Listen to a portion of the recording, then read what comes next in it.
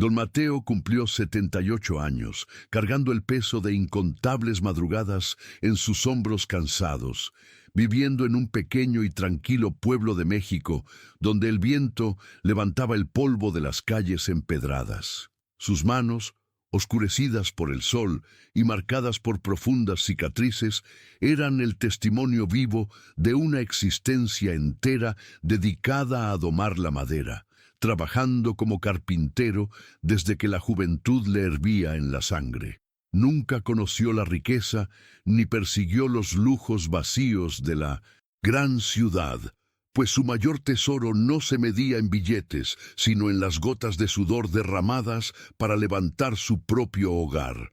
Tabla por tabla y ladrillo por ladrillo, construyó la casa que cobijaría los sueños de su familia, enfrentando el sol ardiente y el cansancio extremo sin una sola queja.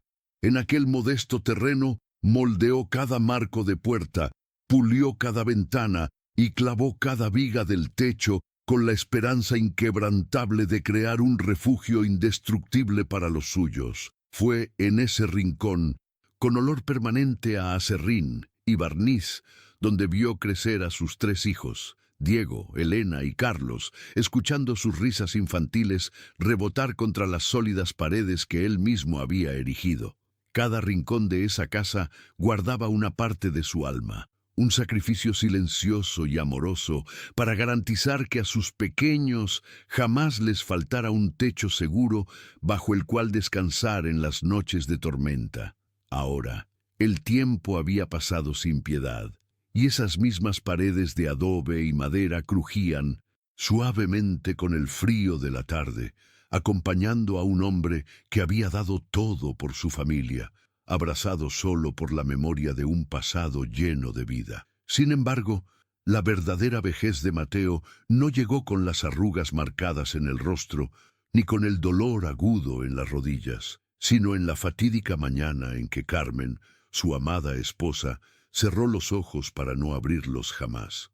A partir de ese momento devastador, la casa inmensa se transformó en un cascarón vacío y sombrío, donde cada rincón le recordaba la ausencia de la mujer que había sido el pilar emocional de su vida entera.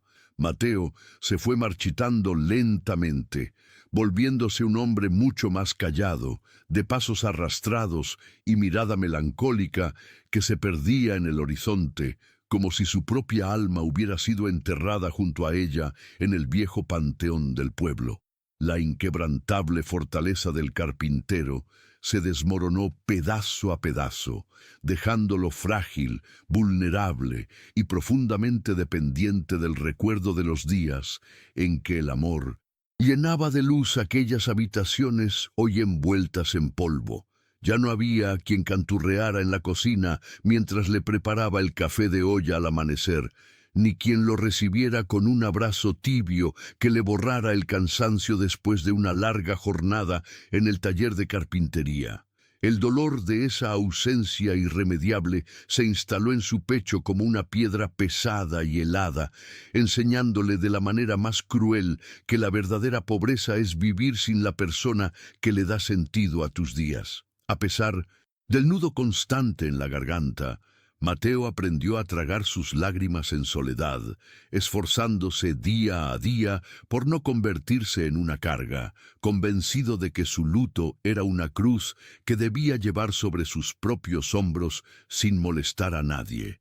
En su afán de volverse invisible y no entorpecer las ocupadas vidas de sus hijos, el anciano adoptó una rutina meticulosa y silenciosa, aferrándose a las costumbres más sencillas para evitar ser arrastrado por la corriente de la tristeza. Se levantaba al filo de la madrugada, cuando el frío calaba los huesos, envolviéndose en un viejo chaleco de lana gris para combatir el hielo que se colaba por las rendijas de las puertas de madera.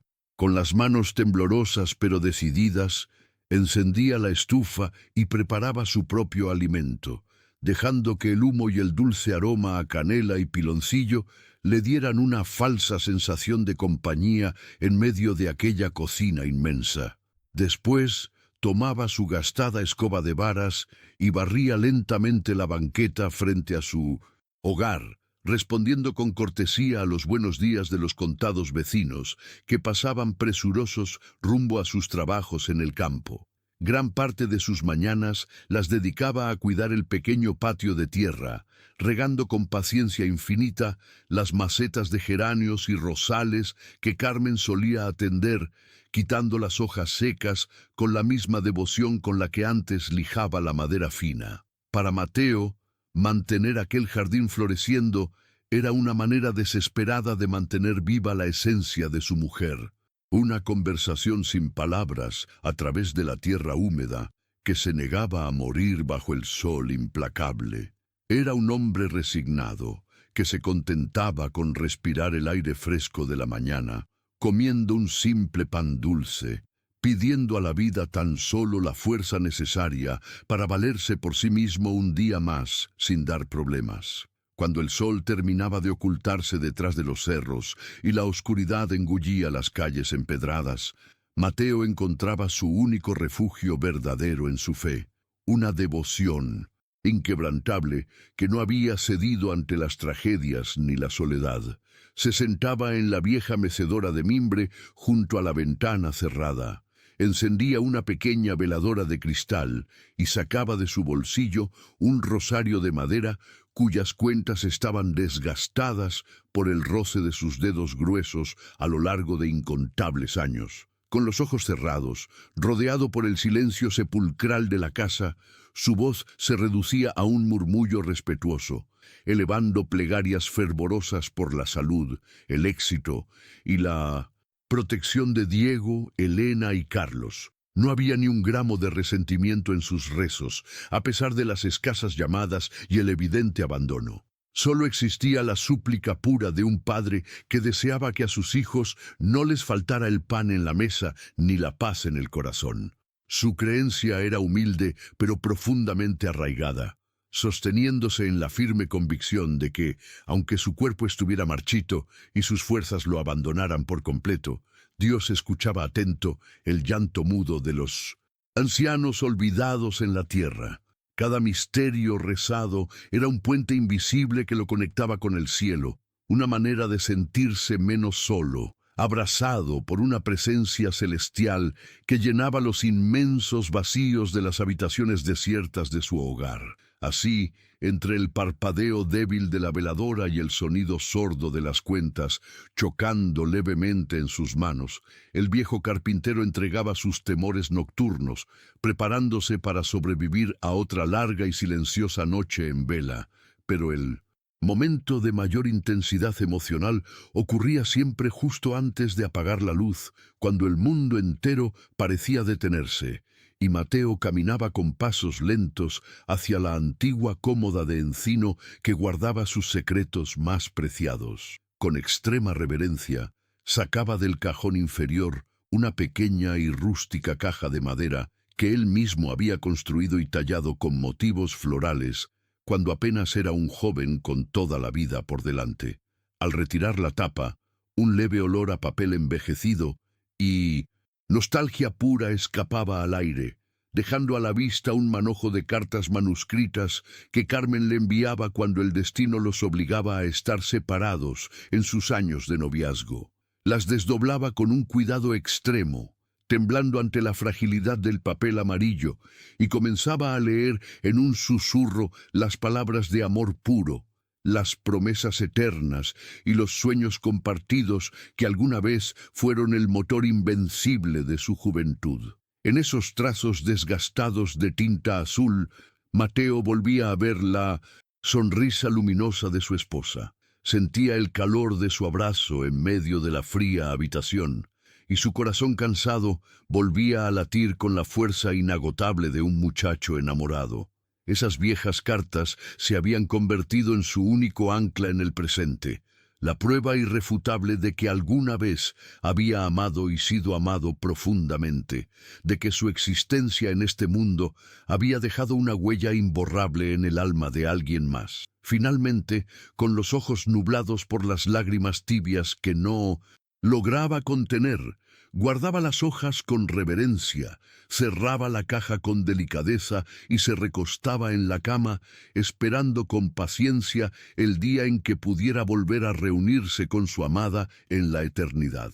Con el transcurrir de los meses, la soledad de Mateo se volvió completamente invisible para quienes más debían notarla en este mundo. Sus 3 hijos, inmersos en el torbellino de sus propias vidas, comenzaron a verlo simplemente como un mueble viejo y pesado que estorbaba en medio de la sala. Diego, el hijo mayor, vivía atrapado en la selva de asfalto de la capital, convertido en esclavo de sus propias ambiciones. Era un hombre de trajes hechos a la medida y relojes que brillaban bajo el sol, cuya mente solo pensaba en negocios, reuniones urgentes y cuentas bancarias crecientes. Las escasas llamadas telefónicas que le hacía a su padre duraban apenas un par de minutos y siempre terminaban abruptamente con la misma excusa fría de no tener tiempo para charlar. Elena, a pesar de vivir a Minsk, solo unas cuantas calles de distancia en el mismo pueblo, argumentaba con voz exasperada que la crianza de sus hijos y las tareas del hogar la consumían por completo. «No tengo cabeza ni fuerzas para nada más», repetía constantemente, evadiendo de forma cobarde la mirada cansada y suplicante de Mateo. Carlos, el menor de los 3, era el único que cruzaba con cierta frecuencia el umbral de la antigua casa de madera, pero sus visitas siempre traían un sabor profundamente amargo. No llegaba buscando un abrazo sincero ni buscando escuchar los sabios consejos de aquel viejo carpintero. Sus ojos inquietos y calculadores siempre recorrían las paredes, evaluando el valor del terreno, el tamaño del patio y el precio que podrían obtener. Bajo la máscara de una sonrisa afable y falsas preguntas sobre su salud, Carlos rastreaba en secreto la ubicación de los documentos legales. Anhelaba encontrar las escrituras de la casa. Para ellos, Mateo había dejado de ser el padre amoroso que les enseñó a caminar, convirtiéndose en una simple carga que retrasaba la venta de la propiedad. El interés oculto pronto se transformó en una presión psicológica constante e insoportable para el anciano. Los hermanos comenzaron a tejer una red de indirectas hirientes, disfrazando su codicia bajo el manto de una falsa preocupación por el bienestar de su padre. «Esta casa ya es demasiado grande para ti, apá», le decía Carlos mientras tomaba el café de olla que Mateo le preparaba con tanto esfuerzo. «Si te caes en la madrugada, nadie va a estar aquí para ayudarte», remataba Elena en las raras ocasiones en que decidía visitarlo. Las palabras caían como gotas de ácido sobre el corazón de Mateo, desgastando su espíritu y llenándolo de una culpa que no le correspondía. Pronto, las indirectas sutiles se convirtieron en un asedio directo. Le hablaron de un lugar maravilloso llamado Asilo San Judas, describiéndolo como un paraíso de tranquilidad donde nunca le faltaría nada. Le pintaron un cuadro lleno de enfermeras amables, médicos disponibles a toda hora, comidas calientes servidas en su mesa y compañía constante de gente de su misma edad. «Allí vas a estar mucho mejor. Es por tu propio bien», le repetían a coro, intentando lavar sus propias conciencias frente a la decisión que ya habían tomado. Mateo, con la sabiduría que solo dan los años y el sufrimiento, escuchaba en absoluto silencio. Sus ojos, nublados por la tristeza, veían a través de la mentira. Él sabía perfectamente que no buscaban protegerlo ni cuidarlo en sus últimos días. Entendió que aquello era un abandono cobarde, un exilio forzado para poder vaciar la casa sin remordimientos. Sin fuerzas para luchar contra su propia sangre, el viejo carpintero bajó la cabeza y aceptó su cruel destino sin emitir una sola queja. La fatídica mañana de su partida amaneció cubierta por un manto de neblina espesa, y un viento helado de noviembre cortaba la respiración en las calles del pueblo. Mateo se levantó más temprano que de costumbre, sintiendo que sus piernas pesaban como bloques de plomo, y que el aire le faltaba en los pulmones. Caminó por última vez por las habitaciones en penumbra, acariciando con la yema de los dedos los marcos de las puertas que él mismo había tallado y lijado con tanto amor décadas atrás. El olor a pino viejo y a serrín impregnado en las paredes parecía abrazarlo en una despedida silenciosa. Sobre la cama perfectamente tendida, descansaba una pequeña maleta marrón, desgastada por el tiempo, donde guardó apenas un par de camisas, unos pantalones y su suéter de lana gris. En el fondo, oculto como un tesoro sagrado, colocó la caja de madera con las cartas de Carmen y un pequeño crucifijo tallado a mano que ella le regaló en su primer aniversario. Cuando el claxon del auto de Diego sonó en la calle, el sonido rasgó el silencio de la casa como un cuchillo afilado entrando en el pecho. Los tres hermanos entraron con prisa, evitando el contacto visual con las paredes, ansiosos por terminar con aquel trámite doloroso lo más rápido posible. Carlos tomó la maleta sin pedir permiso, mientras Elena lo tomaba del brazo con una firmeza que no denotaba cariño, sino urgencia por marcharse. Mateo cruzó la puerta principal por última vez, sintiendo cómo el corazón se le partía en 1000 pedazos al dejar atrás el único lugar donde alguna vez fue verdaderamente feliz. El trayecto en el auto estuvo marcado por un silencio sepulcral, espeso e incómodo, interrumpido únicamente por el monótono sonido de las llantas rodando sobre el asfalto frío. Nadie se atrevía a pronunciar palabra alguna, temerosos de que cualquier comentario rompiera la frágil barrera de la culpa que todos intentaban ignorar. Finalmente, el vehículo se detuvo frente a unas imponentes puertas de hierro negro y muros altos y descascarados. El asilo San Judas. La fachada del lugar parecía más la de una prisión olvidada que la de un hogar para el descanso, desprendiendo un aura de tristeza que calaba hasta los huesos. Diego apagó el motor y los cuatro descendieron al pequeño patio de grava, donde el viento soplaba con una fuerza que hacía temblar las hojas secas de los árboles. «Venimos el domingo a comer contigo, apá», soltó Diego con una rapidez ensayada, dándole unas torpes palmadas en el hombro sin atreverse a mirarlo directamente a los ojos. Elena forzó una sonrisa tensa y Carlos simplemente asintió, apresurándose todos a volver al refugio seguro de su automóvil. Mateo se quedó de pie en medio del patio helado, aferrando su maleta gastada con ambas manos, mientras escuchaba el crujir de la grava bajo las llantas del auto que se alejaba sin mirar atrás. Vio las luces traseras rojas desaparecer en la distancia, tragadas por la neblina de la mañana. En ese preciso instante, el frío más intenso que jamás había sentido le paralizó el alma. Sintió físicamente el peso del descarte humano. No solo su familia le daba la espalda, sino que el mundo entero lo estaba borrando de la existencia. Una enfermera de rostro cansado y mirada compasiva lo guió a través de un largo pasillo en penumbra, donde el penetrante olor a cloro y medicinas flotaba pesadamente en el aire.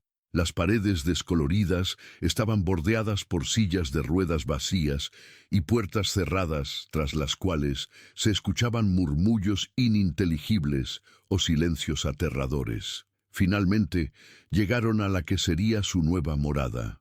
Una pequeña y austera habitación con paredes blancas y desnudas, amueblada únicamente con una cama de metal, una silla de plástico y una diminuta cómoda cojeante. Cuando la enfermera cerró la puerta tras de sí, dejándolo a solas, Mateo soltó la maleta en el suelo de linóleo rayado y se sentó en el borde de la cama fría. El colchón se hundió bajo su peso, emitiendo un chirrido metálico que resonó lúgubremente en el silencio del cuarto. Abrió la maleta con manos trémulas y sacó la pequeña cruz de madera, colocándola con sumo respeto sobre la superficie rayada de la cómoda.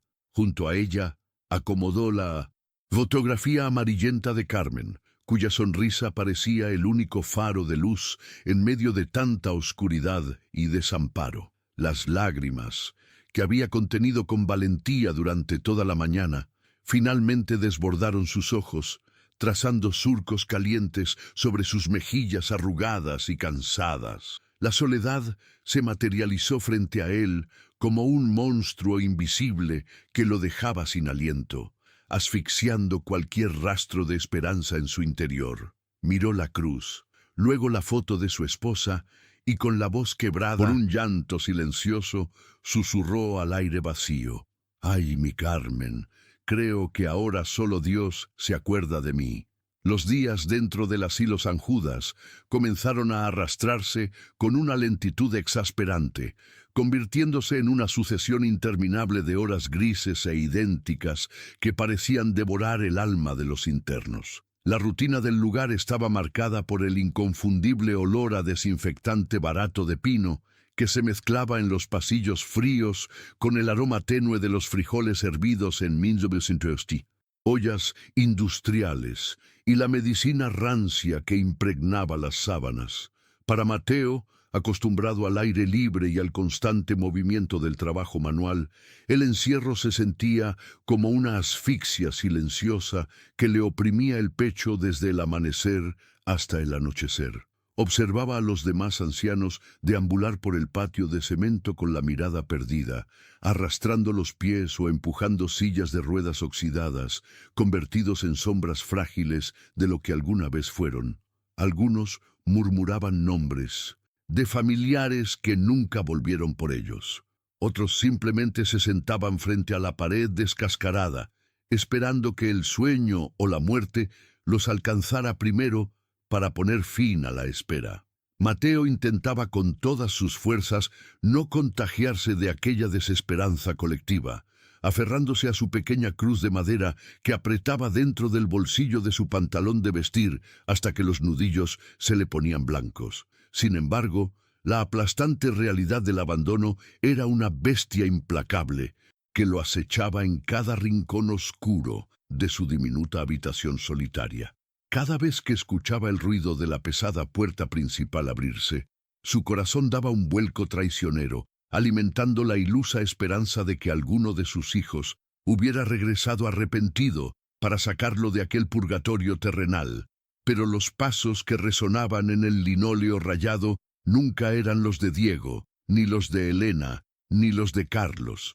Eran solo las enfermeras apresuradas con sus carritos de medicinas, recordándole con cada paso que el mundo afuera seguía girando con prisa sin que absolutamente nadie notara su ausencia en él. A pesar de la abrumadora evidencia de su olvido forzado, Mateo se negaba rotundamente a dejar morir la promesa vacía que Diego le había lanzado la mañana gélida en que lo abandonaron a su suerte. «Venimos el domingo a comer contigo, apá», resonaba en su mente frágil como un eco persistente, un salvavidas invisible y desesperado al que se aferraba con uñas y dientes para no ahogarse en el mar de la tristeza absoluta.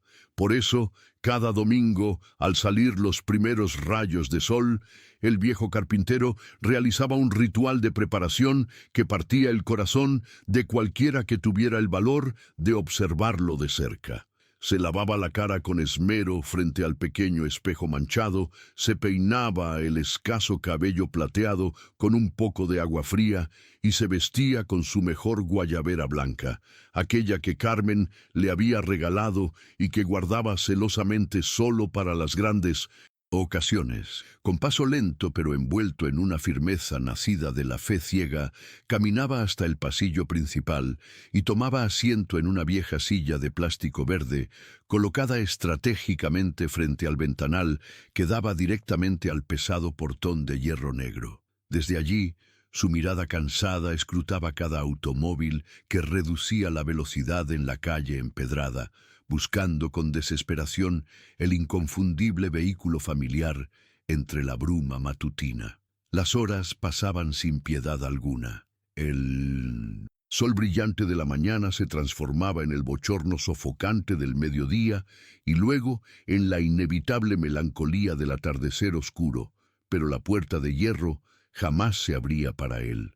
Las enfermeras, Testigos mudos de su dolorosa y constante vigilia sentían un nudo opresivo en la garganta al verlo tan bien arreglado y tan irremediablemente solo frente al cristal. Algunas intentaban consolarlo ofreciéndole un plato extra de atole caliente, un pedazo de pan o una sonrisa compasiva, pero no encontraban las palabras correctas para maquillar la crueldad infinita de sus propios hijos. Mateo, con el orgullo destrozado por dentro pero la dignidad intacta por fuera, jamás permitía que nadie hablara mal de su propia sangre en su presencia. Seguro hubo mucho tráfico en la carretera, o los niños de Elena se enfermaron de improviso. La vida en la ciudad es muy pesada y complicada, justificaba con la voz temblorosa, tragando sus lágrimas secas y regresando arrastrando los pies a su cuarto, para desvestirse en la más profunda penumbra. Fue en medio de uno de esos domingos infinitamente tristes y silenciosos cuando el cielo pareció compadecerse de su dolor acumulado, desatando una tormenta feroz que oscureció el pueblo entero a plena luz del día. Las nubes negras y preñadas de furia se amontonaron rápidamente sobre el techo del asilo y un viento aullador comenzó a golpear las ventanas cerradas con una violencia inusitada que hizo temblar los viejos cristales en sus marcos.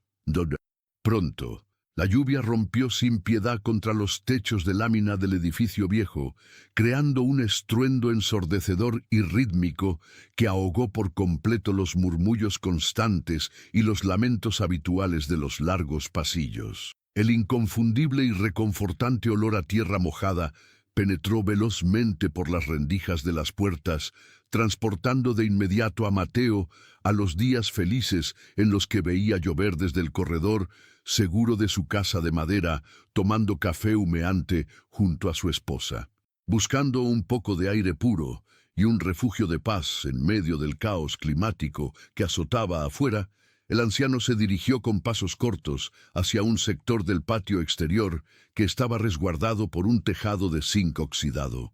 Allí, sentado en una banca de madera gastada por las inclemencias del tiempo, abrazó su propio cuerpo frágil para intentar combatir el viento cortante y helado que le calaba directamente hasta los huesos cansados. En sus manos nudosas y temblorosas sostenía fuertemente la pequeña cruz de madera, frotando el relieve áspero del objeto sagrado con el pulgar herido, como si intentara extraer desesperadamente algo de calor divino de aquel símbolo inanimado. La fuerza desmedida de la naturaleza, cayendo a cántaros frente a sus ojos llorosos, parecía un reflejo exacto y poético de la tormenta emocional que devastaba su interior sin darle tregua. Se sentía infinitamente pequeño, completamente inútil y a merced de fuerzas poderosas que no podía controlar. Cerró los ojos con fuerza, dejando que el sonido arrullador y ensordecedor del agua cayendo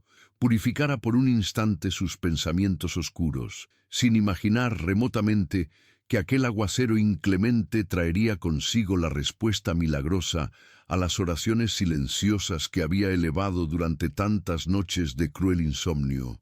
A través de la cortina espesa y plomiza de lluvia que caía sin piedad sobre el patio de cemento inundado, una figura solitaria emergió desde la calle desierta y cruzó el portón abierto del asilo sin hacer el menor ruido. Era un forastero misterioso, un hombre de apariencia extraordinariamente humilde que parecía no inmutarse en lo absoluto por la extrema violencia de la tormenta que lo empapaba por completo de pies a cabeza.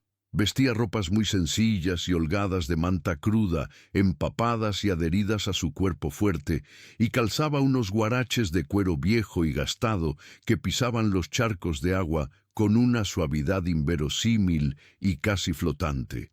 No llevaba prisa alguna en sus movimientos, ni corría desesperado buscando un techo que lo cobijara como haría cualquier otra persona bajo aquel diluvio torrencial. Caminaba con una calma majestuosa e imperturbable que desafiaba la lógica del momento. Su rostro estaba parcialmente oculto y enmarcado por una barba oscura empapada por la lluvia, pero lo verdaderamente hipnótico de su presencia era su mirada.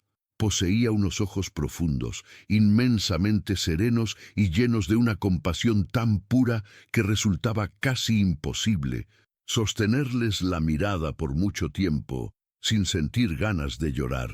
Las pocas enfermeras distraídas que lograron verlo pasar caminando por el pasillo exterior ni siquiera intentaron detenerlo para preguntarle quién era o a qué interno buscaba a esas horas de la tarde. Había en su sola presencia un aura de autoridad pacífica y un calor humano invisible que disipaba de inmediato cualquier desconfianza, regla del asilo o temor. El forastero no prestó atención a las paredes desconchadas, ni miró las sillas de ruedas vacías alineadas en las paredes. Caminaba con paso directo y firme hacia el rincón más alejado e invisible del patio techado, apuntando exactamente hacia donde Mateo se encontraba encogido por el frío implacable y devorado por la tristeza. Al llegar justo frente al anciano carpintero olvidado, el hombre misterioso detuvo su marcha en absoluto silencio, sin hacer un solo ademán brusco. El agua escurría de sus ropas mojadas, formando rápidamente un pequeño charco a sus pies. Pero, paradójicamente, de su figura no emanaba el frío de la tormenta, sino una inexplicable y poderosa sensación de hogar seguro. Con un gesto profundamente respetuoso y sutilmente delicado, inclinó ligeramente la cabeza hacia abajo, pidiendo un permiso mudo y humilde, y tomó asiento con lentitud en el extremo opuesto de la vieja banca de madera. Durante varios e interminables minutos, que parecieron suspenderse en el tiempo, ninguno de los dos hombres pronunció una sola sílaba, dejando que el ruido furioso y constante de la lluvia contra la lámina de zinc llenara el vasto espacio vacío que los separaba. A pesar del profundo y pesado silencio, Mateo no sintió la menor urgencia de levantarse y alejarse de allí, ni experimentó la incomodidad habitual y defensiva que sentía siempre ante la presencia de personas extrañas en el asilo. Por el contrario, una paz inmensamente profunda, vibrante y cálida comenzó a derretir lentamente el bloque de hielo que oprimía su pecho lastimado desde el día exacto en que cruzó las pesadas puertas de hierro. Sin saber muy bien por qué ni de dónde sacaba el valor, el viejo y callado carpintero sintió la necesidad imperiosa y urgente de desahogar todo el peso de su alma ante aquel desconocido de ojos insondables y ropa mojada.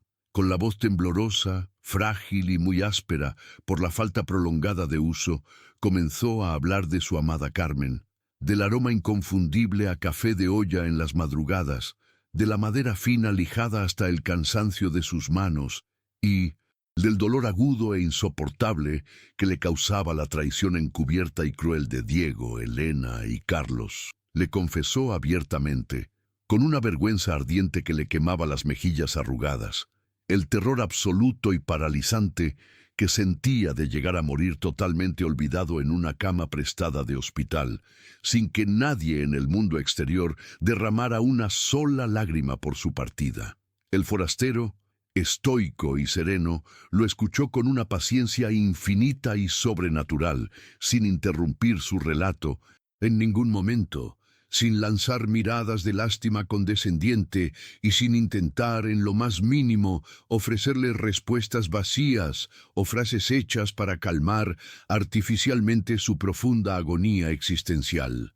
Cuando Mateo finalmente agotó hasta su última palabra guardada y las lágrimas saladas comenzaron a resbalar libremente por los profundos surcos de sus arrugas, el misterioso hombre de manta se movió despacio hacia él y rompió el sagrado silencio con una voz que era a la vez suave como la brisa de la mañana y firme como la roca inamovible de la montaña. A veces, quien es abandonado sin piedad por los hombres está exactamente en el lugar preciso donde Dios elige sentarse a descansar, murmuró con una serenidad absoluta que hizo eco en el alma del anciano. Luego, con movimientos pausados, metió la mano húmeda en un pequeño morral rústico de tela cruda que colgaba de su hombro. Sacó un humilde pedazo de pan de dulce tradicional. lo partió cuidadosamente por la mitad y le ofreció un trozo directamente a la mano de Mateo. En ese gesto simple, humano y profundamente simbólico de compartir el pan bajo la lluvia, la oscuridad que habitaba en el alma del carpintero comenzó a retroceder rápidamente, iluminada por la certeza inexplicable y arrolladora de que, en medio de su mayor y más dolorosa desolación, acababa de ser verdaderamente encontrado. En las semanas que siguieron a aquella tormenta purificadora, la presencia del hombre de guaraches gastados se convirtió en un bálsamo silencioso para el alma herida de Mateo. El forastero no aparecía todos los días, pero sus visitas intermitentes y discretas siempre parecían ocurrir en los precisos instantes de mayor angustia o abrumadora soledad del anciano carpintero. No había grandes sermones ni promesas grandilocuentes. A menudo simplemente se sentaban juntos en la vieja banca de madera bajo el tejado de zinc, compartiendo el calor de una taza de barro con café o el silencio reconfortante de la tarde cayendo sobre el patio de cemento. Alimentado por esta misteriosa e inquebrantable compañía, el corazón de Mateo comenzó a experimentar una transformación profunda y luminosa que nació de su propia voluntad activa de no dejarse morir de tristeza frente al abandono. Una mañana soleada, en lugar de ponerse su guayabera blanca para sentarse a esperar pasivamente frente al frío ventanal de hierro, decidió arremangarse la camisa de cuadros y buscar una escoba para ayudar a las enfermeras a barrer las hojas secas del jardín. La desesperanza tóxica que lo había mantenido encadenado a su habitación comenzó a disiparse por completo, reemplazada por una chispa renovada de propósito que latía con fuerza inusitada en su pecho cansado. Con sus manos nudosas, callosas y expertas, arregló pacientemente la pata coja de una silla de ruedas oxidada y ajustó las bisagras chillonas de las grandes puertas del pasillo central, redescubriendo el valor inmenso de su antiguo oficio. Entendió, en lo más profundo de su ser espiritual, que aunque su propia sangre lo hubiera descartado cruelmente a su suerte, todavía le quedaba mucha vida, fuerza y amor por entregar a quienes, como él, habitaban en la oscura antesala del olvido y la indiferencia. El impacto abrumador de la sanación interna de Mateo no tardó en expandirse como una onda de calor por todos los fríos corredores del asilo San Judas, cambiando drásticamente la atmósfera opresiva y fúnebre del lugar. La actitud servicial constante y el rostro repentinamente sereno del anciano carpintero se volvieron un faro de luz de esperanza para los demás internos que deambulaban perdidos y sin rumbo en su propia miseria cotidiana. Mateo comenzó a sentarse durante horas junto a la cama de un abuelo ciego para leerle las noticias atrasadas del periódico local con voz pausada, y pasaba largas tardes consolando con infinita paciencia a una anciana que lloraba desconsolada cada madrugada, llamando a una hija que jamás volvería. Curiosamente, las enfermeras exhaustas y sobrepasadas de trabajo comenzaron a notar que la paz general del asilo se multiplicaba de forma casi milagrosa y palpable siempre que el forastero de ropas de manta cruzaba el viejo portón de entrada.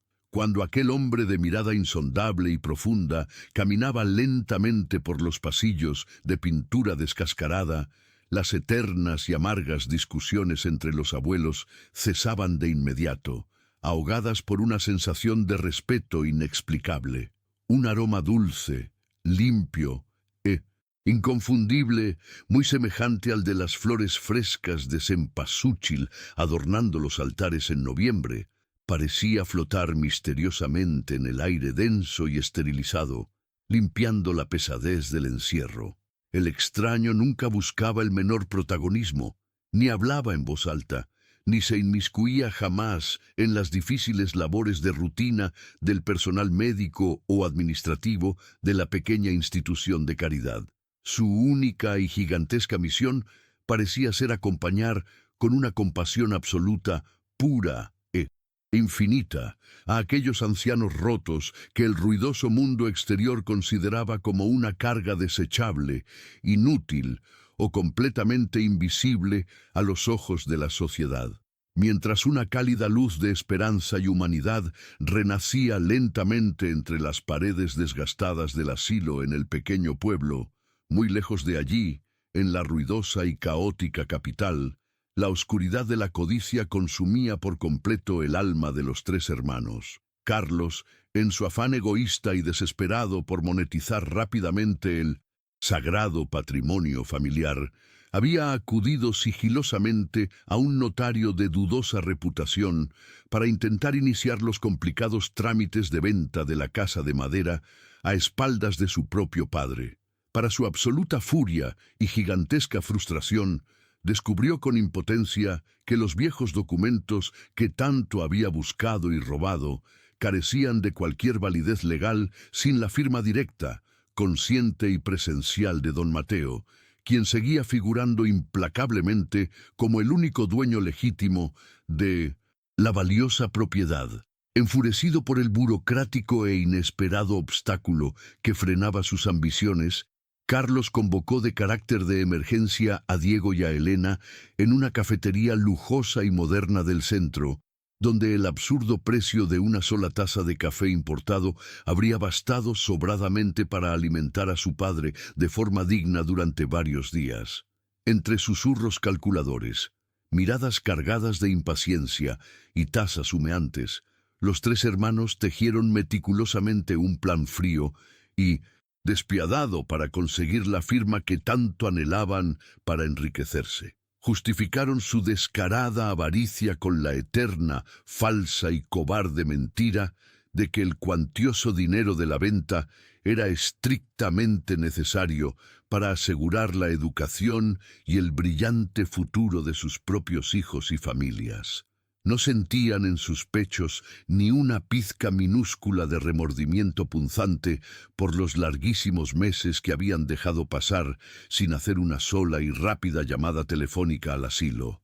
Ni les quitaba un segundo de sueño imaginar las largas y oscuras noches de llanto amargo que Mateo había soportado en la más cruda soledad. La aparente tranquilidad y monotonía de una cálida tarde de martes en el asilo San Judas se hizo añicos de forma abrupta e inesperada, cuando el reluciente y lujoso automóvil negro de Diego se estacionó bruscamente, levantando polvo frente a las oxidadas puertas de hierro.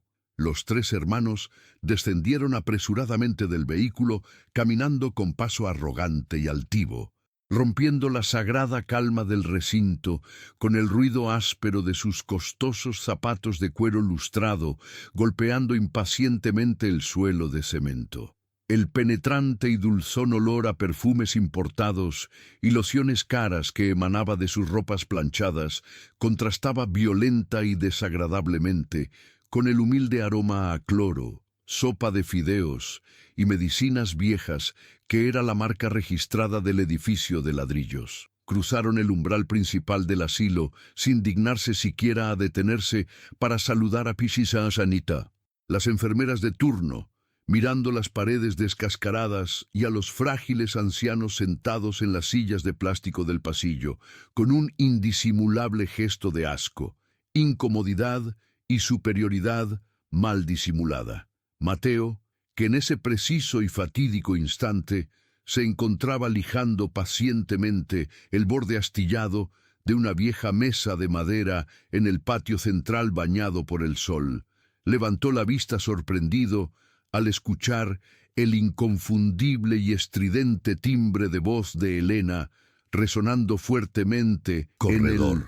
Por una brevísima e intensa fracción de segundo, el corazón gastado del viejo carpintero dio un salto desbocado y salvaje en su pecho.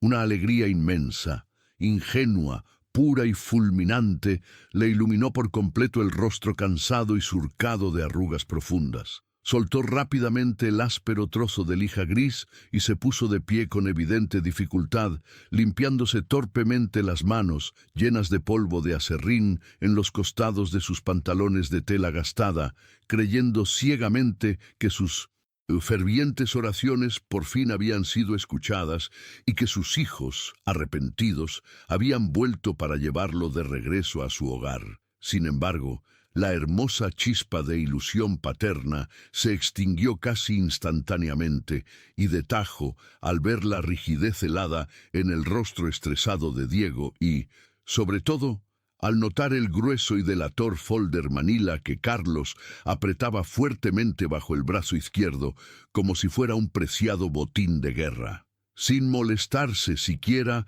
por guardar las apariencias básicas, sin preguntar cómo se sentía del dolor de rodillas o si la comida servida en el lugar era decente y suficiente. Los tres hermanos acorralaron rápidamente a Mateo en un rincón apartado y sombrío de la pequeña y austera sala de visitas. Diego tomó agresivamente la iniciativa con la misma frialdad implacable e impersonal que utilizaba para cerrar sus lucrativos negocios inmobiliarios, arrojando los densos documentos legales sobre la mesa de plástico rayada con un golpe seco que resonó en el cuarto como una bofetada directa al rostro del anciano. La casa se está cayendo a pedazos, pedazo por pedazo, apá. Las pesadas vigas están totalmente podridas por la humedad y el techo gotea por todas partes. Lo más inteligente, práctico y sensato es venderla de una vez por todas antes de que pierda su valor, sentenció el hijo mayor con voz dura, mintiendo descaradamente a sangre fría sobre el perfecto estado de la firme construcción que Mateo levantó. Elena, incapaz de sostener ni por un segundo la mirada cargada de decepción y tristeza infinita que brotaba de los ojos húmedos de su padre, miró fijamente hacia el suelo manchado e intentó suavizar torpemente el golpe brutal con una mentira piadosa que le quemaba los labios al pronunciarla. Entiende que todo ese dinero es pura y exclusivamente para tu propio bien, papá. Con eso vamos a pagar tu estancia médica aquí y asegurarnos de que nunca te falte absolutamente nada, murmuró con voz muy temblorosa, sabiendo perfectamente bien que la humilde mensualidad del asilo era cubierta por la beneficencia pública y no por sus bolsillos. Carlos, perdiendo rápidamente la escasa paciencia que le quedaba frente al pesado, digno y sepulcral silencio del anciano que los miraba destrozado, destapó bruscamente un bolígrafo de tinta negra y lo metió a la pura fuerza entre los dedos ásperos y temblorosos del carpintero herido. La humillación hirvió intensamente en la garganta reseca del anciano.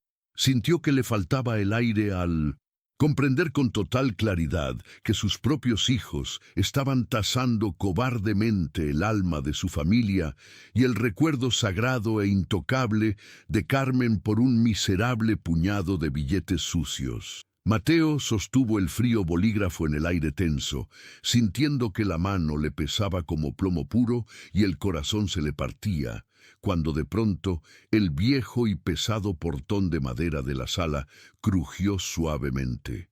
Sin hacer el más mínimo ruido de pasos al caminar, el misterioso forastero de guaraches gastados entró en la pequeña habitación y se paró lentamente justo detrás de la silla del anciano acorralado. La abrupta aparición del forastero en aquella sala claustrofóbica rompió la densa y pesada tensión como un relámpago iluminando la oscuridad de la noche. Carlos, irritado por la imprevista interrupción justo cuando estaba a un segundo de conseguir la codiciada firma, giró el rostro con brusquedad. Sus ojos, inyectados de codicia y prisa, recorrieron con evidente desprecio la ropa humilde de manta, húmeda y los rústicos guaraches gastados del recién llegado. ¿Y usted qué quiere aquí? Este es un asunto privado de la familia, así que haga el favor de largarse y dejarnos en paz, escupió el hijo menor con un tono cargado de arrogancia y prepotencia. El hombre misterioso no se inmutó ante el insulto directo ni retrocedió un solo milímetro. En lugar de eso, clavó sus ojos inmensamente serenos y profundos en el rostro enrojecido de Carlos. La temperatura de la pequeña habitación pareció descender de golpe y un silencio espeso, casi sagrado, envolvió a los presentes. Familia no es quien aparece de la nada para reclamar ansiosamente las sobras de una vida entera, pronunció el forastero con una voz tan suave que parecía un susurro, pero que retumbó en las paredes desconchadas con la fuerza de un trueno ensordecedor. Familia es quien decide quedarse a tu lado, acompañando tu dolor, cuando ya no te queda absolutamente nada material que ofrecer ni repartir, concluyó, manteniendo una mirada que parecía desnudar las almas miserables de los tres hermanos. Aquellas palabras cayeron sobre la mesa de plástico como una losa de mármol pesadísimo, paralizando a Diego, a Elena y al propio Carlos, quienes sintieron que el aire les faltaba de golpe en los pulmones ante la abrumadora y dolorosa verdad. Lejos de retirarse, el forastero dio un paso al frente y rodeó la silla donde Mateo permanecía petrificado, con el bolígrafo temblando entre sus dedos, lastimados. No había un solo rastro de rabia humana ni de odio en la expresión del hombre de manta. Su rostro reflejaba únicamente una infinita, profunda y devastadora tristeza por la inmensa ingratitud que presenciaba. Dirigió su mirada penetrante hacia Diego, el exitoso empresario de traje impecable que ahora sudaba frío bajo aquel escrutinio inexplicable. Con una calma que helaba la sangre, el extraño comenzó a hablar de una noche muy lejana de invierno que Diego creía enterrada para siempre en el olvido. Describió con lujo de detalles cómo el pequeño Diego ardía en fiebre por una infección grave, y cómo Mateo, sin dudarlo un solo segundo, empacó en un costal sus mejores y más amadas herramientas de carpintero, sus garlopas de acero inglés, sus formones afilados y su sierra de arco. Relató cómo el padre caminó kilómetros bajo una lluvia helada hasta el pueblo vecino para malbaratar los instrumentos que le daban de comer, todo para poder pagar el carísimo tratamiento médico que le salvó la vida a su primogénito. Diego palideció de golpe sintiendo que un balde de agua helada le caía directamente sobre la espalda. Jamás había sabido de dónde salió aquel dinero providencial, y escuchar el inmenso sacrificio mudo de su padre destruyó instantáneamente la arrogancia que lo mantenía erguido.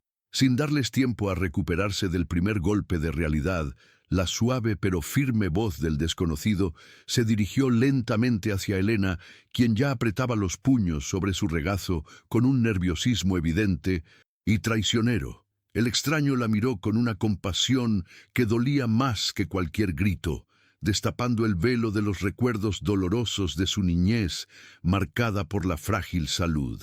Habló de la terrible y angustiosa epidemia de fiebre tifoidea que azotó la región cuando ella apenas tenía 8 años de edad, y del olor sofocante a alcohol y paños húmedos que inundaba su pequeña habitación. El forastero detalló con precisión quirúrgica las interminables y angustiosas madrugadas en vela que Mateo pasó arrodillado sobre el piso duro de tierra junto a la cama de su hija, rogándole a Dios entre lágrimas que tomara su propia vida a cambio de salvar a la pequeña inocente.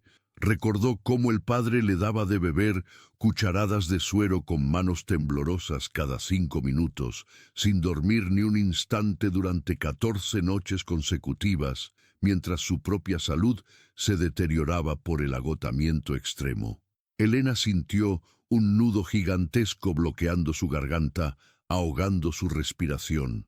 El recuerdo borroso de las manos callosas y tibias de su padre acariciando su frente febril le regresó a la memoria como una bofetada brutal.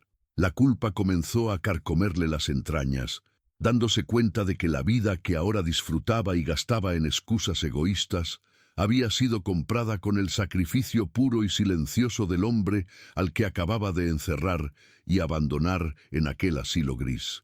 Finalmente, los ojos insondables del visitante se posaron sobre Carlos, el menor, el más codicioso y el que había puesto cruelmente el bolígrafo en la mano de su padre destrozado. El silencio del forastero fue más largo y más denso esta vez, dejando que el muchacho se retorciera de pura incomodidad en su asiento de plástico antes de que la verdad saliera a la luz. Con un tono cargado de profunda solemnidad, el extraño sacó a relucir la pesada y vergonzosa deuda de juego y malas decisiones que Carlos había contraído en secreto con gente peligrosa del pueblo unos pocos años atrás. Reveló el pánico mudo que el joven sintió al verse acorralado por las amenazas y como Mateo, con casi 60 años encima y la espalda destrozada por el arduo trabajo, asumió valientemente la responsabilidad completa de pagar aquel oscuro error ajeno para proteger la vida de su hijo descarriado.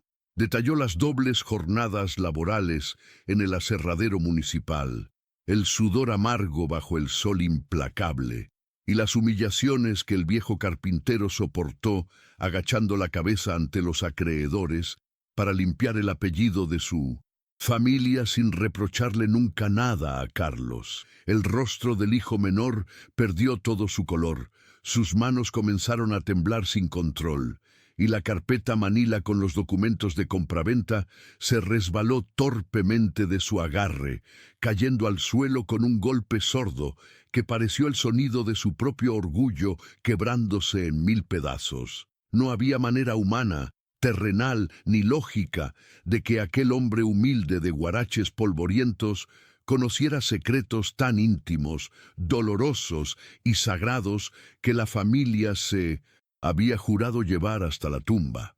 Mateo, que había permanecido inmóvil y con la respiración entrecortada durante toda la abrumadora e inexplicable revelación, abrió los ojos de par en par, perplejo y profundamente conmovido por lo que acababa de presenciar.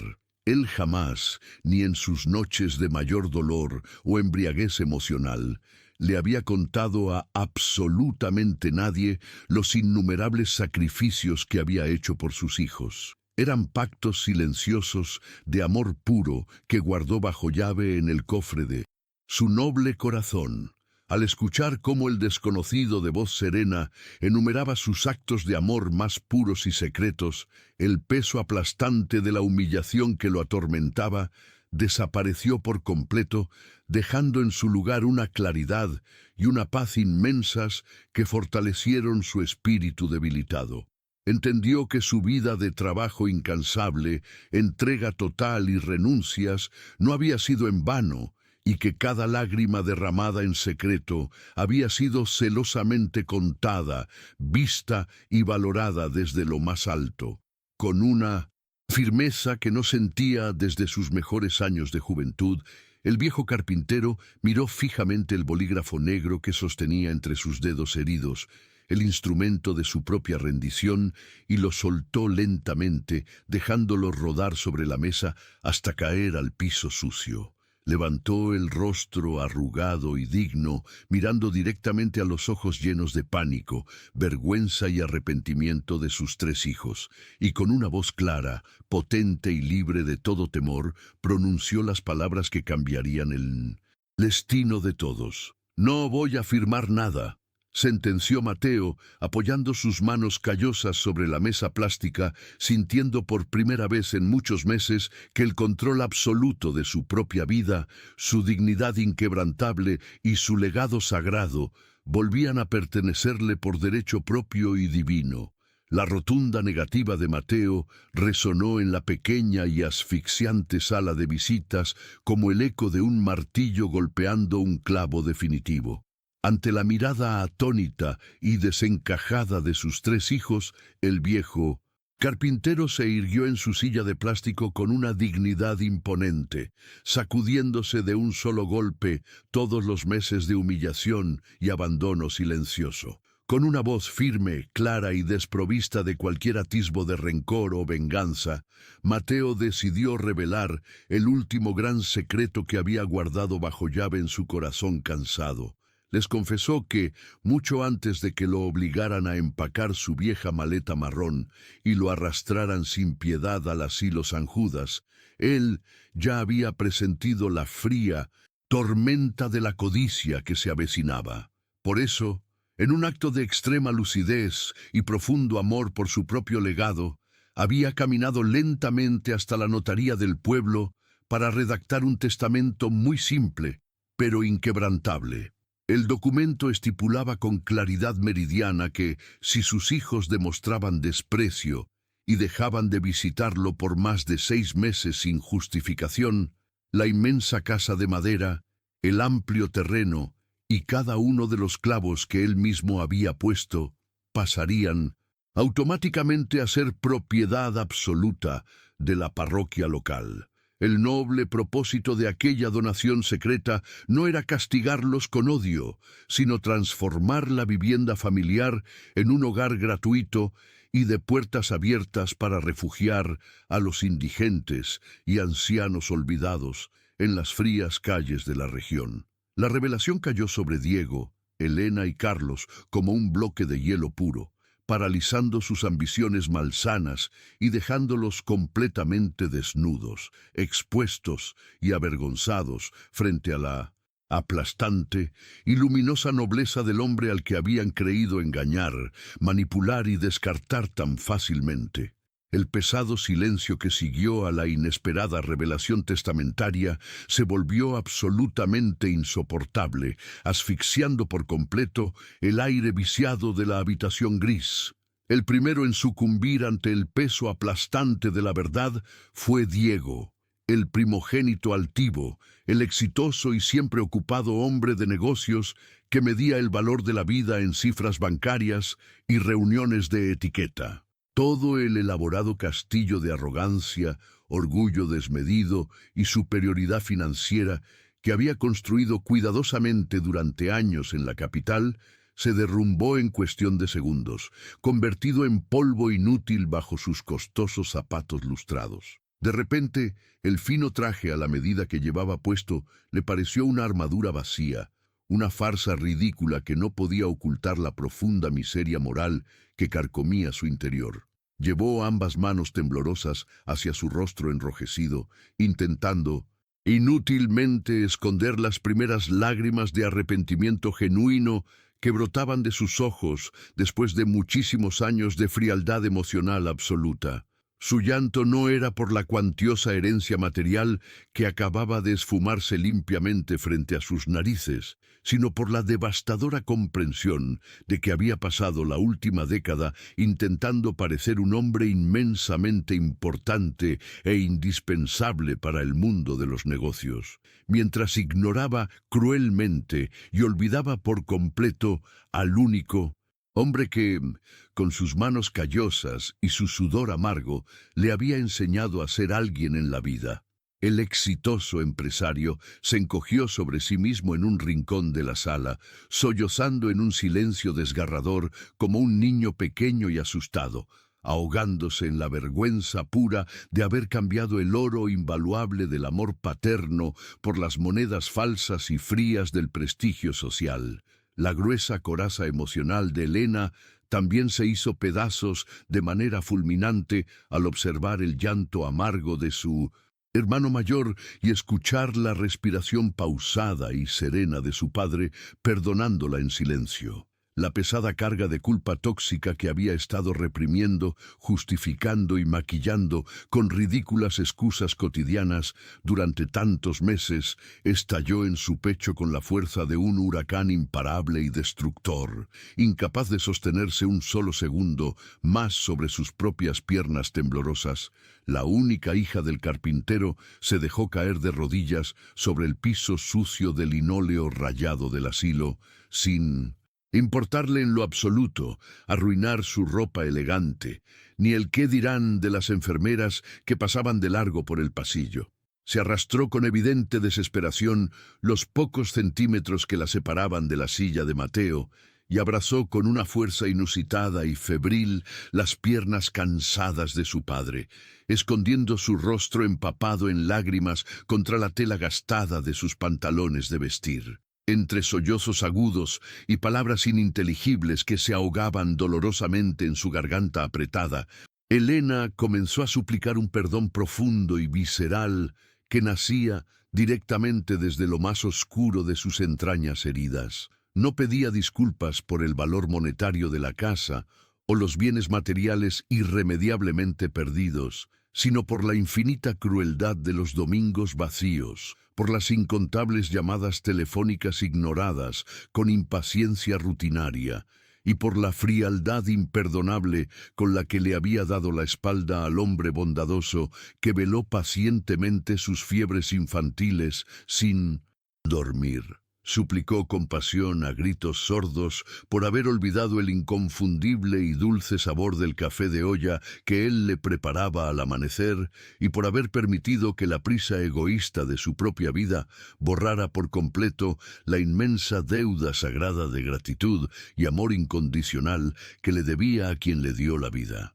El único que intentó resistir el embate brutal del arrepentimiento colectivo fue Carlos, el hijo menor, cuyo corazón llevaba muchísimo más tiempo envenenado por la codicia desmedida, las envidias ocultas y las malas decisiones de juventud, aferrado con uñas y dientes a la falsa ilusión de una riqueza fácil que solucionara mágicamente sus interminables problemas financieros, intentó endurecer su expresión facial y tensar los músculos de su mandíbula para no ceder ante la oleada de emoción pura que inundaba la pequeña sala. Miró con profundo desprecio fingido la carpeta manila tirada en el suelo sucio, el bolígrafo negro abandonado inútilmente sobre la mesa y a sus dos hermanos mayores completamente desarmados moralmente y llorando a mares sin ningún pudor frente al anciano humillado.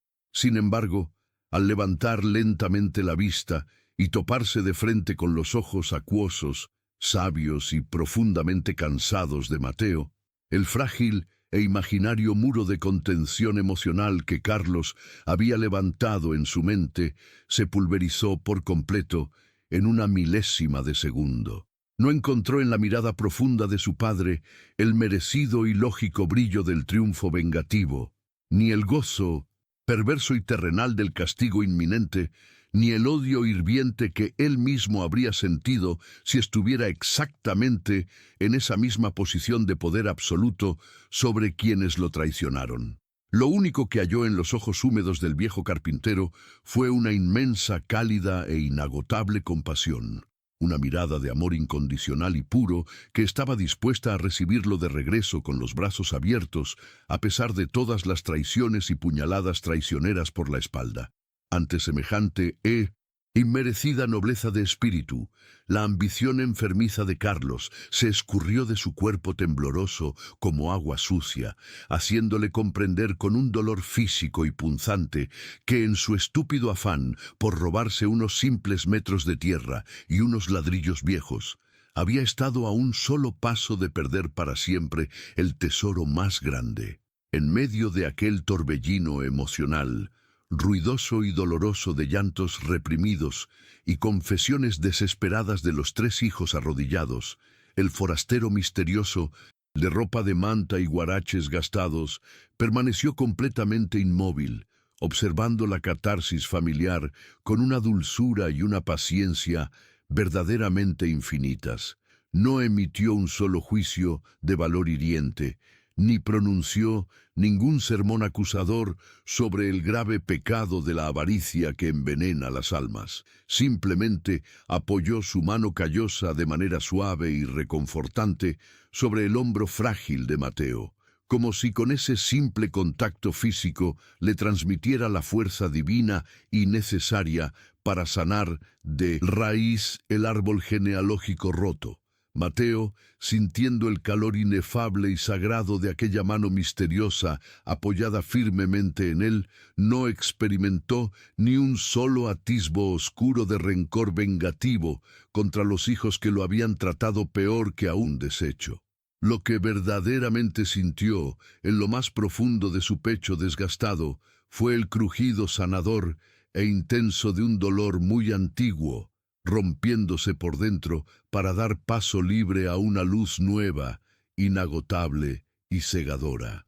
Levantó sus brazos temblorosos y llenos de cicatrices de madera, y con un esfuerzo mayúsculo que le demandó hasta la última gota de energía física, estrechó a Elena contra su pecho protector, le dio unas fuertes palmadas de consuelo en la espalda a Diego y le extendió una mano firme y perdonadora a Carlos, quien finalmente se derrumbó a llorar amargamente como un niño perdido y arrepentido.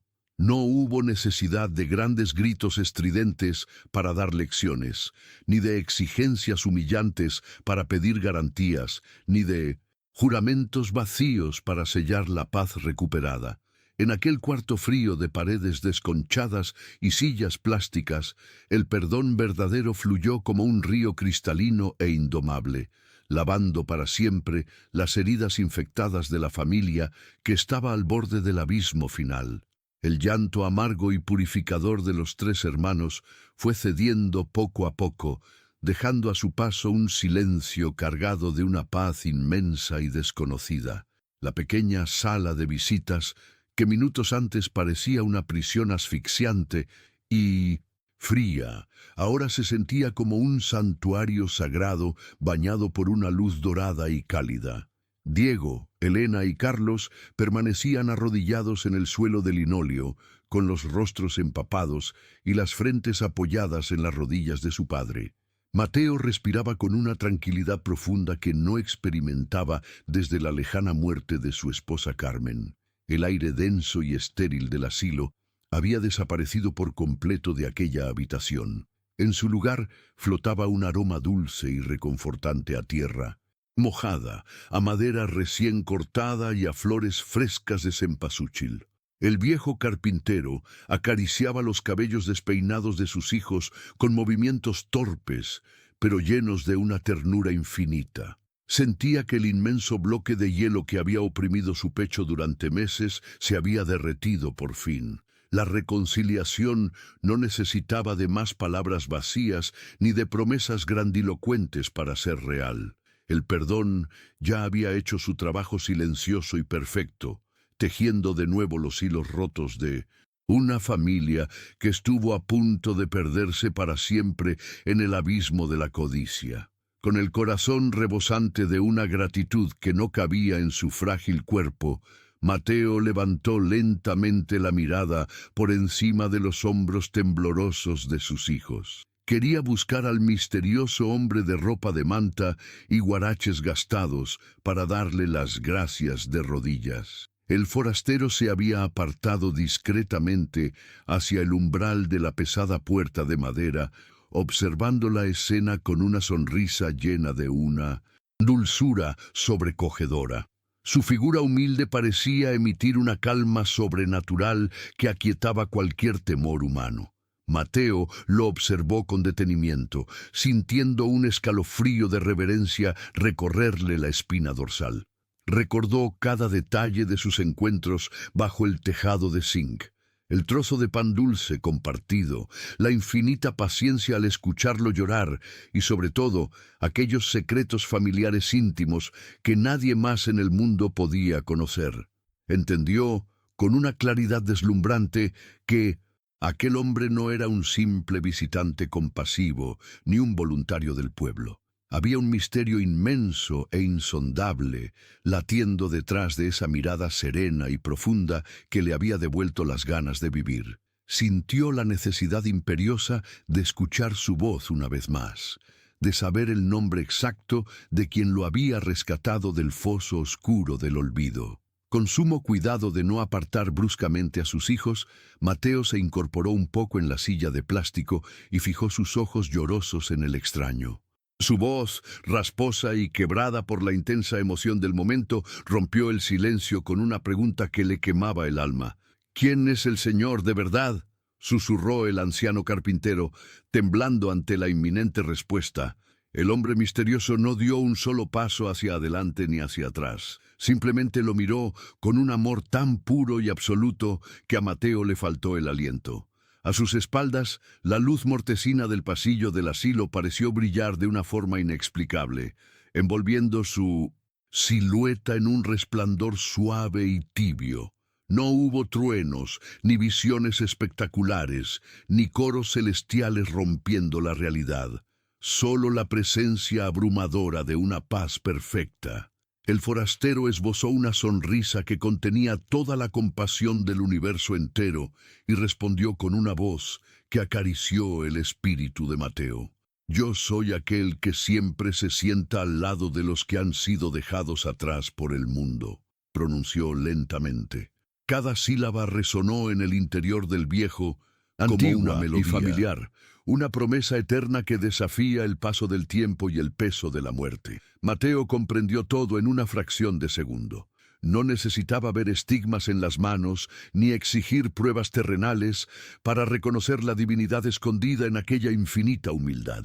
Las lágrimas volvieron a brotar de sus ojos cansados, pero esta vez eran lágrimas de un gozo indescriptible y puro. Apretó las manos contra su pecho y con un hilo de voz que apenas rozó el aire, exclamó un nombre: ¡Sagrado! ¡Jesús! Al escuchar el susurro de su padre, Diego, Elena y Carlos levantaron la cabeza del suelo, confundidos y frotándose los ojos hinchados por el llanto reciente. Giraron rápidamente el rostro hacia la puerta entreabierta para buscar a la persona con la que Mateo estaba hablando. Sin embargo, el umbral estaba completamente vacío. No se escuchó el rechinar de las bisagras, ni el eco de guaraches alejándose por el largo pasillo de linóleo, ni el ruido de la puerta principal, cerrándose. El desconocido simplemente se había desvanecido en el aire, dejando tras de sí una estela invisible de amor perfecto y redención absoluta. Los tres hermanos se miraron entre sí, pálidos y mudos, sintiendo que acababan de ser testigos de un milagro que sus mentes racionales jamás podrían terminar de explicar. Impulsado por una fuerza renovada que borró de golpe el dolor de sus rodillas artríticas, Mateo se levantó de la silla y salió a paso firme hacia el pasillo. Caminó directo hacia el patio interior de cemento, sintiendo el aire fresco de la tarde limpiando sus pulmones. El cielo había despejado por completo las nubes grises, revelando un azul intenso y brillante que parecía recién pintado. Llegó hasta el viejo rincón bajo el tejado de zinc, el lugar exacto donde había llorado sus penas por primera vez frente al extraño. La banca de madera gastada estaba vacía, pero no estaba abandonada. Justo en el centro del asiento, Mateo encontró su pequeña y vieja cruz de madera, aquella que creía haber perdido en su habitación meses atrás. Pero había algo más. Al acercarse, notó un detalle hermoso y sobrecogedor tallado directamente en el respaldo rústico de la banca. Eran letras frescas, esculpidas con una precisión perfecta, de las cuales aún emanaba el olor dulce y penetrante a madera de cedro recién cortada. Mateo acarició el relieve de las palabras con sus dedos ásperos y leyó la promesa grabada para siempre. Yo estoy con ustedes todos los días. Cerró los ojos, sonrió con una paz invencible y abrazó la cruz contra su pecho, sabiendo que el abandono era solo un mal recuerdo. El regreso de don Mateo a su antigua casa de madera no fue el triste final de un anciano derrotado, sino el glorioso y luminoso inicio de un milagro que transformaría para siempre el corazón de todo el pueblo. La humilde propiedad, que meses atrás había sido motivo de brutales disputas, envidias venenosas y una codicia desmedida que casi destruye a la familia, renació de sus propias cenizas para convertirse en un santuario de esperanza pura. Ya no se hablaba de metros cuadrados, escrituras legales o precios de venta al mejor postor. Ahora se hablaba de camas calientes, platos de sopa humeante y abrazos sinceros para quienes no tenían a nadie en el mundo. Así nació oficialmente la Casa Hogar Carmen, bautizada con inmenso amor y devoción, en honor a la difunta esposa del viejo carpintero, cuyo recuerdo dejó de ser un motivo de llanto solitario para convertirse en el pilar fundamental de una obra de caridad sin precedentes en la región. Las pesadas puertas de madera maciza, aquellas que Mateo había tallado con sus propias manos sudorosas en su juventud, se abrieron de par en par para recibir con dignidad y respeto a los ancianos abandonados que deambulaban sin rumbo por las frías calles empedradas. El aserrín volvió a cubrir el piso del viejo taller, pero esta vez no para fabricar muebles para vender, sino para construir sillas de ruedas de madera, bastones resistentes y mesas largas donde decenas de abuelos pudieran sentarse juntos a compartir el pan de cada día sin sentirse jamás olvidados. La redención de los tres hermanos fue un proceso profundo, doloroso y maravillosamente real, comenzando por Diego, el exitoso y antes arrogante hombre de negocios que aprendió a base de lágrimas que el dinero acumulado no sirve de absolutamente nada si el alma está completamente vacía. Diego dejó de medir su propio valor humano por el grosor de su billetera, el modelo de su automóvil o la marca de sus trajes importados. En su lugar, canalizó toda su inteligencia, sus contactos en la capital y su inmensa fortuna personal para financiar íntegramente la remodelación total de la casa de su padre.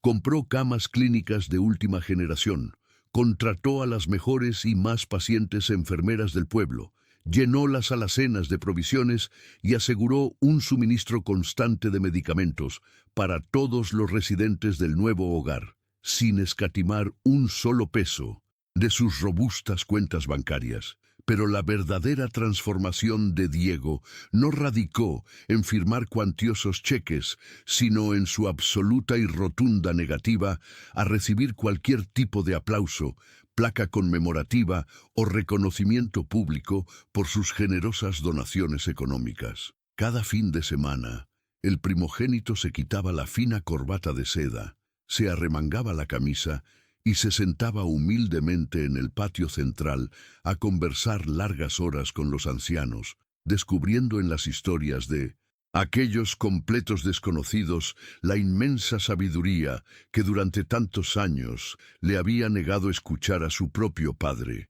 Elena, por su parte, logró derribar finalmente el enorme e imaginario muro de las excusas cotidianas que la habían mantenido alejada emocional y físicamente del calor de su hogar paterno durante tanto y doloroso tiempo. La casa de madera se llenó nuevamente con el inconfundible, dulce y embriagador aroma a café de olla con canela y piloncillo hirviendo a fuego lento desde las 5 de la mañana, un olor que anunciaba la presencia constante e incansable de la única hija de Mateo en la gran cocina.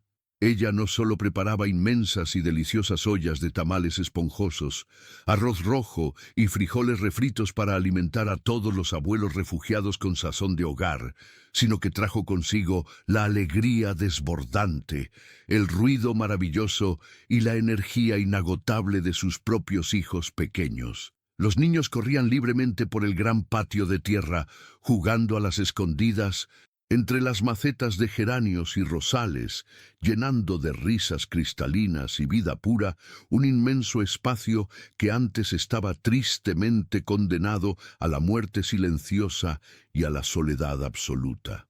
Al bañar con agua tibia a las ancianas enfermas, al peinar sus cabellos canosos con infinita delicadeza y al escuchar con paciencia sus quejas y recuerdos borrosos, Elena encontró la paz espiritual que tanto necesitaba, reparando con cada acto de amor sincero los domingos vacíos que alguna vez le hizo padecer a su padre en el asilo.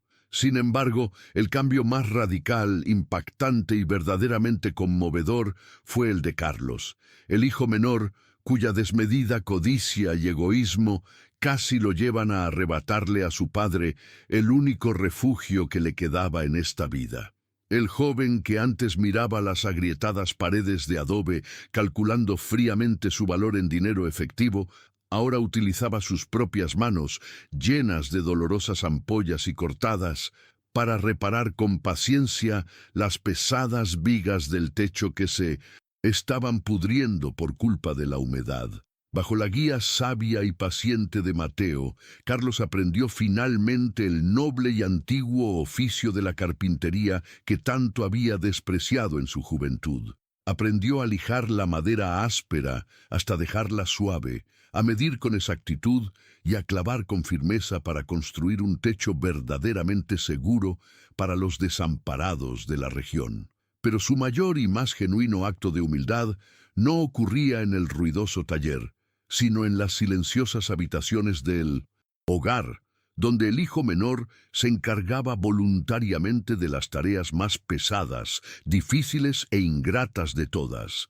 Bañaba a los abuelos postrados en cama, limpiaba pacientemente sus desechos sin hacer una sola mueca de asco y los ayudaba a vestirse cada mañana. A través de ese servicio desgastante, físico y profundamente compasivo, Carlos fue lavando día a día las horribles manchas oscuras de su propia avaricia, transformándose lentamente en el pilar más fuerte y confiable de la casa Hogar Carmen y devolviéndole a su anciano padre el inmenso orgullo que creía haber perdido para siempre. La intensa historia encuentra su descanso final en una tarde dorada de domingo, donde la brisa fresca del pueblo sopla suavemente y el sol declinante tiñe de tonos naranjas el inmenso patio del nuevo y vibrante hogar, ahora completamente lleno de vida, esperanza y segundas oportunidades. Mateo está sentado cómodamente en su mecedora de madera bajo la sombra generosa de un viejo y frondoso árbol, vistiendo su impecable guayabera blanca, rodeado por el murmullo alegre de los abuelos jugando dominó, las guitarras tocando boleros antiguos y las familias enteras que ahora acuden masivamente a visitar a los que antes no tenían a nadie. El viejo carpintero da un sorbo lento a su rústica taza de barro rebosante de café humeante. Suspira con una satisfacción tan profunda que le ensancha el alma entera y acaricia con sus dedos arrugados la pequeña cruz de madera que jamás se separa de su bolsillo izquierdo. Lentamente gira la cabeza hacia su derecha y fija su mirada serena y luminosa en una sencilla banca de madera que, a pesar de la multitud festiva presente en el lugar, se encuentra extrañamente vacía, como si estuviera reservada exclusivamente para un invitado de honor invisible a los ojos de los demás. Mateo esboza una sonrisa brillante, llena de una paz sobrenatural e indestructible, sintiendo el calor inconfundible e infinito de aquella compañía divina que lo rescató de las sombras opresivas del asilo y le devolvió a su familia perdonada. Cierra los ojos por un instante, disfrutando del maravilloso milagro palpable que late y respira a su alrededor, y susurra con una voz muy baja, apenas un aliento, cargada de gratitud eterna. Me dejaron solo, pero él nunca me soltó de la mano. El sol de la tarde se oculta suavemente detrás de la casa Hogar Carmen, bañando el inmenso patio de tierra con una luz dorada y tibia. Mateo da un último sorbo a su café de olla, acariciando con sus dedos arrugados la pequeña cruz de madera. Al mirar la silla vacía a su lado, una paz inquebrantable llena su pecho. Ya no hay rastro de tristeza ni de abandono, porque sabe con absoluta certeza que el invitado más grande de todos se sentó a su lado cuando el mundo entero le dio la espalda.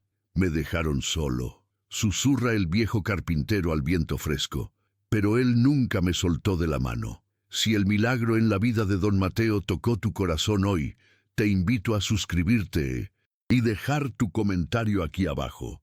Tu apoyo es la luz que nos permite seguir compartiendo estos mensajes de fe, redención y esperanza. Quédate con nosotros, porque en nuestro próximo video descubriremos una historia impactante que te dejará sin aliento y renovará por completo tu fuerza interior. Antes de despedirme, quiero hacerte una pregunta directa.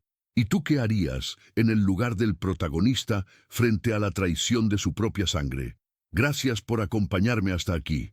Soy Valentino y nos vemos en la próxima historia.